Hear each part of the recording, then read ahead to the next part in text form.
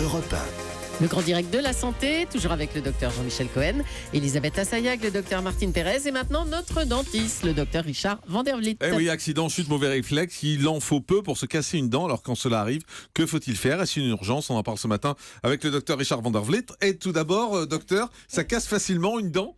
Alors ça casse pas facilement, il faut savoir que les dents sont recouvertes d'émail, qui est le tissu le plus dur du corps humain, le plus dur et le plus minéralisé, donc c'est très très solide. Par contre, au cours du temps, évidemment, cet émail va devenir de plus en plus fragile. Quand on claque des dents, à chaque fois qu'on claque des dents, on fait un petit traumatisme sur la dent, ça rend l'émail plus fragile.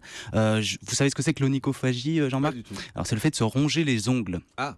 Et ça fragilise énormément les dents de devant. Il y a aussi les piercings. Les gens qui ont des piercings sur la langue qui les font claquer sur les dents, ça peut casser les dents. Les caries, grignoter son stylo. Les gens qui bruxent, c'est-à-dire qui serrent des dents, qui grincent des dents, effectivement, ça va fragiliser l'émail. Mais ça veut dire, si je vous écoute bien, que plus on vieillit, plus les dents sont fragiles?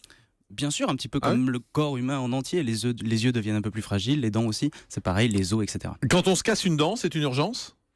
Alors c'est une urgence, oui. Quand on se casse une dent, le premier réflexe à avoir, c'est de récupérer, si on peut, le morceau fracturé ou la dent. Si c'est la dent qui est expulsée complètement, ça arrive, il faut le récupérer. Ah bon? Exactement. Parce qu'on fait du collage après? Alors voilà, c'est très important de les récupérer. On les place dans du sérum physiologique, dans du lait, ou dans la bouche du patient. Si la dent est expulsée complètement, c'est-à-dire que la couronne et la racine, on l'attrape par la couronne, on évite de toucher la racine de la dent parce que sur la racine de la dent, il y a des petites cellules qui vont nous servir à réimplanter la dent. Donc on la prend par la couronne, on la place dans la bouche, dans du lait ou dans du sérum physiologique et on court chez un dentiste. Et on court? Pourquoi il faut aller vite? On court.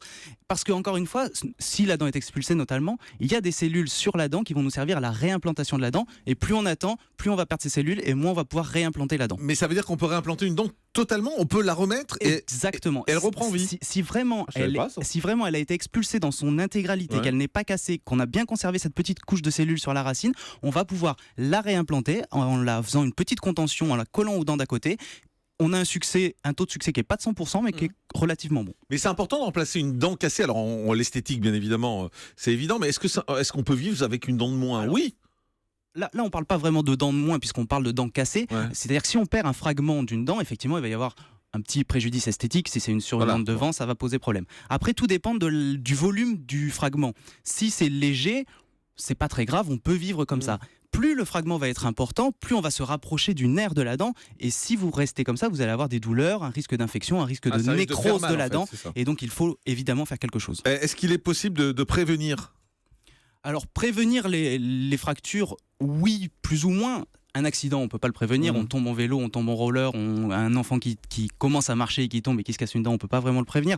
En revanche, ce qui est conseillé de faire, c'est d'éviter tout ce dont j'ai parlé tout à l'heure, les mordillages, les claquements, les piercings en métal. Préférer les piercings. Si on veut un piercing à la langue, préférer une barre en plastique, par exemple, c'est un petit peu moins agressif. Je vous ai dit que Dr Cohen, il faut changer votre piercing à la langue. Ça va pas. C'est ce Prenez du plastique. On en parlait tout à l'heure. Évitez de se ronger les ongles, vraiment c'est très caractéristique pour les fractures des dents de devant.